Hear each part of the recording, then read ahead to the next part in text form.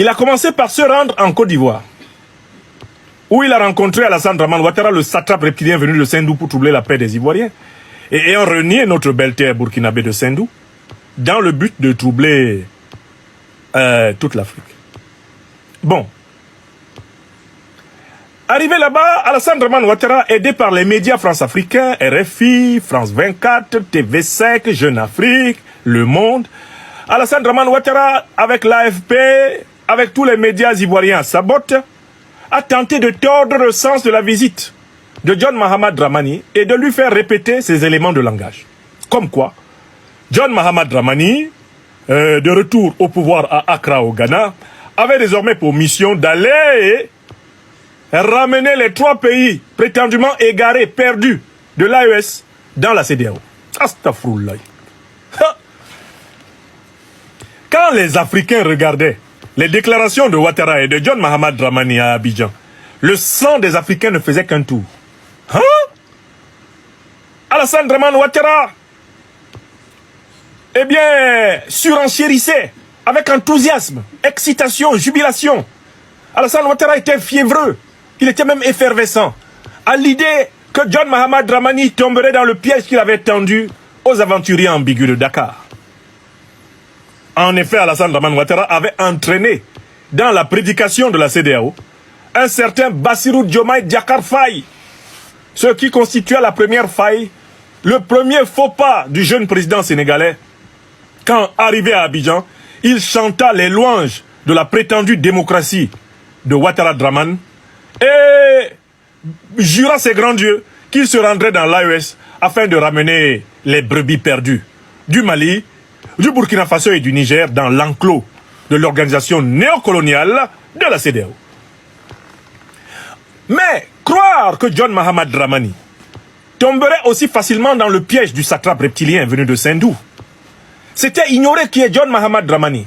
Il a quand même en lui un certain sang panafricaniste révolutionnaire qui lui a été inoculé par le mentorat du Flying Lieutenant président John Jerry Rawlings. Il a quand même en lui une profonde vénération du grand panafricaniste révolutionnaire du Ghana, le camarade docteur président Francis Kofi Kwame Nkrumah, l'auteur du conscientisme et du grand ouvrage Africa Must Unite. Oui, dans le sang de John Mahamad Dramani coulent les grands alluvions de la doctrine panafricaniste. D'ailleurs, récemment encore, John Mahamad Dramani a eu le courage de dénoncer la CIA, Central Intelligence Agency américaine, comme étant coupable du coup d'État qui a vu tomber en 1966 le président Francis Kofi Kwame Nkrumah. John Mahamad Dramani s'est basé sur les documents déclassifiés de la CIA pour déclarer il y a une semaine que ce sont les Américains qui ont renversé le président du Ghana et que c'était une foutaise et qu'il était hors de question que cela recommence. Donc, Alassane Dramane Ouattara croyait avoir recruté un nouveau mouton qu'il entraînerait tout naturellement vers le sacrifice.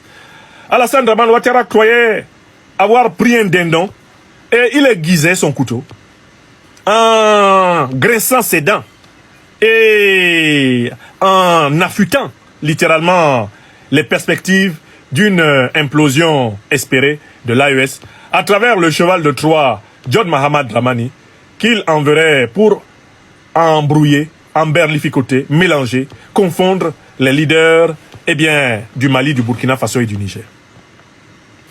John Mahamad Dramani, tout le temps qu'il était à Abidjan, en présence du satrape reptilien, faisait profil bas. Mais John Mahamad Dramani, dans son cœur, disait la chanson qu'Alassane Dramane Ouattara chanterait dès que lui, John Mahamad Dramani, mettrait ses pieds au Mali, puis au Burkina Faso, puis au Niger. Tout le monde connaît la formidable chanson que Ouattara Dramane chante depuis que John Mahamad Dramani a commencé à visiter les pays de l'AES. La chanson est célèbre, elle dit Kasongo yeye, mobali nangai, Kasongo mbona weo, mobali nangai, Kasongo yeye, mobali nanga, Kasongo mbona weo, songa libala, mbona weo yeye, Kasongo mbona weo mobali nanga.